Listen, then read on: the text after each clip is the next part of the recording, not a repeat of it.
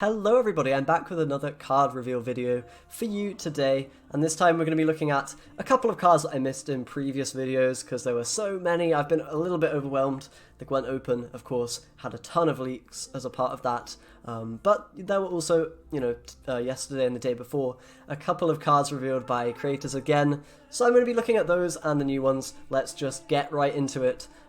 So what have we got? First is a pretty whatever card, a bit of another filler special. We've got quite a lot of them already. It is a neutral 4 provision card, and it gives Vitality to an allied unit for 6 turns. Now, Vitality compared to Bleeding is maybe quite interesting with the current cards we have, just because there are a few cards that in theory work quite well with Vitality already. Things like Xavier Morph, whatever his name, Xavier the Dwarf, I don't know his second name, and of course Tridem Infantry in Northern Realms, so there's potentially a bit of synergy between cards that already, have boost synergy in the game. But yeah, not much more to say. It's another kind of one of those filler cards, similar to Undying Thirst, but with Vitality instead of Bleeding. Don't think these cards will be particularly good, to be honest, but there is a little bit of potential, I suppose, with these cards that synergize with boost already in the game, and potentially more to come with the expansion. So whatever, pretty whatever card, I think. Not much to say about that one. Next up we have Menagerie Keeper. This is a 5 provision Nilfgaard card, 2 strength, with deploy of damage an enemy unit by 2, and if you have a tactic in your hand, give that unit bleeding for 2 turns. So this one is pretty straightforward. I'm not sure how good it is. Obviously it's got a bit of tactic synergy, which is really nice, incentivizing a bit of Ardle play, which is very good. We've already got Tawny Joust, which is of course a tactic, helping you to get that higher Ardle value, and of course, maybe getting some Menagerie Keeper value with that as well. So it's nice to see a bit of development of those, that previous tactic archetype coming in this expansion. That's very cool. Will this be good for 5 provisions? I don't know. 4 for 5 is pretty bad, and you need at least 1 or 2 turns of bleeding to really get the value there. That means you have to be hitting a 3-4 strength unit, and you don't want to then remove, an engine of 2 strength, otherwise you lose the bleeding value. So I'm not sure I see this being good when there are 4 provision cards that seem to be a little bit kind of maybe even better, just for 4 provisions, stuff like the Centurion Knight with the Death Blow, Vitality, the Sval Blood Ravager, etc. They're kind of similar in what they do, but they are lower provision cost. Menagerie Keeper does also have that condition of needing a tactic in your hand, which isn't a big condition, but if you're not playing Ardle, then it might be, not worth running this card, obviously. Either way, it's nice to see a little bit of, support for the tactic archetype. Maybe that will be played, but I'm not sure. I'm seeing it with the numbers that it has. Alright, next up we have the Centurion Enchantress. This is a Northern Realms card, 4 provisions, 3 strength, deploy it on ranged, and you get Vitality on an allied unit for 2 turns. And if you already have one of these on the board when you play this, with the bonded tag, you give that unit Vitality for 4 turns instead of 2. So potential of 7 points, potential of 5 points if you don't have a bonded unit, that works with this on the board. But it is Vitality. It is vulnerable to your, units being removed, including the Centurion Enchantress itself. If you are trying to get the bonded value, and they can remove this, then you're not going to get it, obviously. Likewise, if they remove your unit you're trying to give Vitality to, then not gonna work too well. Probably a little bit stronger than the Plumard that we've already been shown. Where is that one? Am I blind? It's probably here, isn't it? Yeah, it's right here. The Plumard, basically the same effect, but with bleeding for monsters. So will it be better than Plumard? I think it probably will be, because you've got, of course, that synergy with Tridem Infantry. Giving that Vitality can be very, very powerful.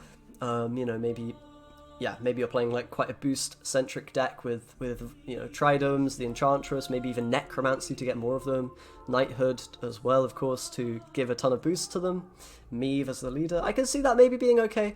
Definitely not a terrible 4 provision card. Likewise with the Plumard, you're probably going to get some amount of value from this, even if it's making the opponent use a Purify effect, or making them use their bleeding, Vitality, whatever effect themselves to counteract it.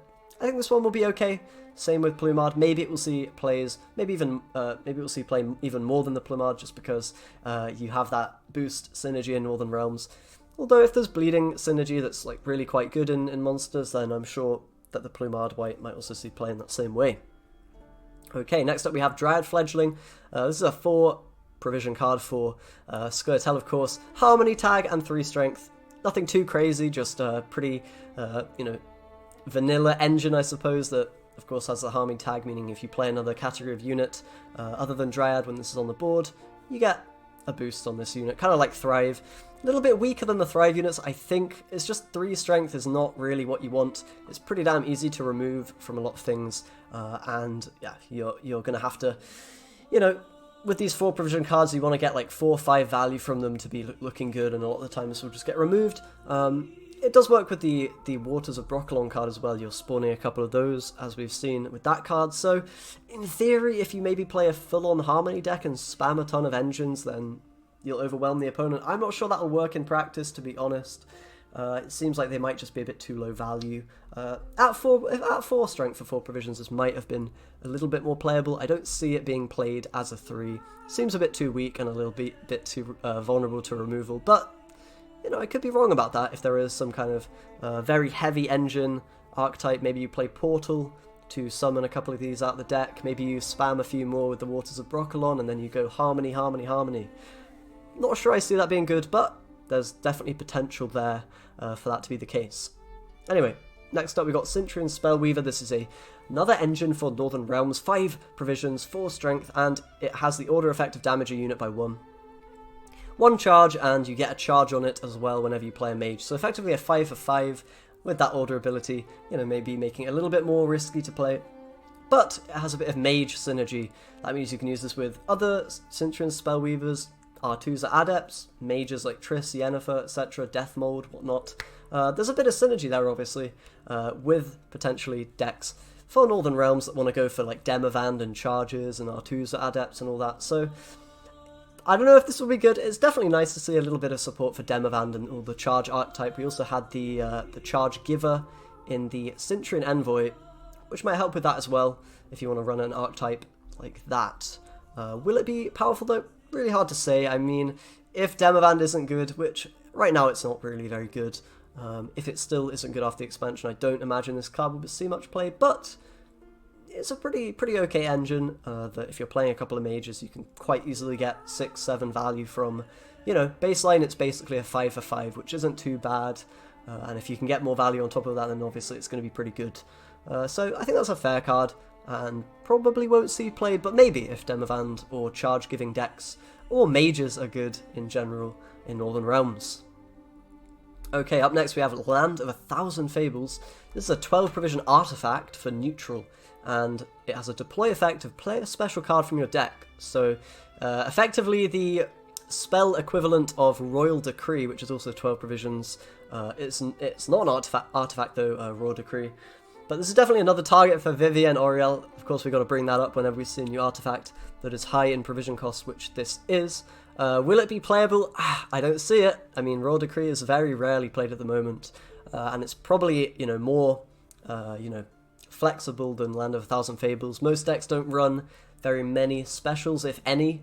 Maybe, yeah, for your Horn or whatever, but it's such a high provision cost to really be able to justify. I'm not sure you can. Very few decks run a lot of spells anyway, so this might end up bricking for you. If it doesn't, then you're still playing a absolutely massive premium on that thinning, where other cards like Witchers or Roach or whatever just don't have that much expense associated with it. So really doubt this will see play, but yeah, it's pretty cool in what it does, I suppose. Okay, and then we do have a couple of cards that I missed from previous times. I think that's all of the reveals we had from people. Yeah, I do believe it is. Cool. So I also missed Sigvald and Knut the Callus from the Gwent Open leaks. We can talk about them now. Knut is a 9 provision, 6 strength Skellige card with a deploy effect of damage an allied unit to the right by half its power, and then damage an enemy unit by that amount. So this is kind of the Cyclops or whatever of Skellige, I guess. Along with the Corrupted Fulminica we already have. Knut has kind of a similar effect in that you're knocking that strength off and regaining it in some way. This is obviously a bit of a Berserk trigger card. It's a bit of removal. It's a Berserk trigger potentially. For cards like Sigvald, who does have that Berserk tag on him. Very cool design, just incorporating a lot of different stuff, of course. Self-wounding, bloodthirst enabling, removal, and of course Berserk enabling as well. So very nice card, I think. Probably will be quite strong, I imagine, if Berserk is powerful, which kind of looking like it might be. There's a fair amount of cards that are working already well with that Berserk sort of mechanic, so we'll see. Looks pretty fair and pretty strong, potentially. And Sigvald, this one I think is 8 provisions for 6, with an order effect of damage a unit by 1, reach 2, and a cooldown of 1 turn, so you can damage a unit every turn, pretty powerful. But if you get him down to 3 strength, you can damage a unit by 2 instead of 1 every turn. So pretty damn powerful. I really love the design of this card. It's like, if you choose to trigger that Berserk ability, yes, you get more value on the engine, but you also make the engine itself more vulnerable to removal by having it be at lower strength, right? So obviously you can use Knut the Callus on this to, you know, ping a unit for 3, set up your Bloodthirst, set up the Berserk, start going to town, hitting all their units for a lot of damage. Potentially quite a powerful engine with that Berserk tag in a self-wounding deck. Maybe not even in a self-wounding deck only. Of course, he's a 6 strength unit, so he's quite resistant to removal, should we say. If you hit this guy with like a Chironex or whatever, you want to damage it to then weaken it and kill it later. It's not going to work very well because they're going to get the Berserk on him and he'll start doing even more damage before he inevitably dies. So, really well designed card, I think. Looks quite powerful, honestly. Very high base strength. Definitely works well when you have an engine that of course doesn't want to die and also gets a bonus when it's getting damaged. So very, very cool, and I like the kind of payoff risk-reward factor with the Berserk on an engine. That's really awesome to see that implemented in this way. So I think that just about does it for me today, guys. I'll of course link to the reveals down below. I hope you enjoyed watching. Let me know what you think about these cards. Let me know if I've missed anything obvious or not obvious. Do subscribe if you'd like more videos, and I will see you next time.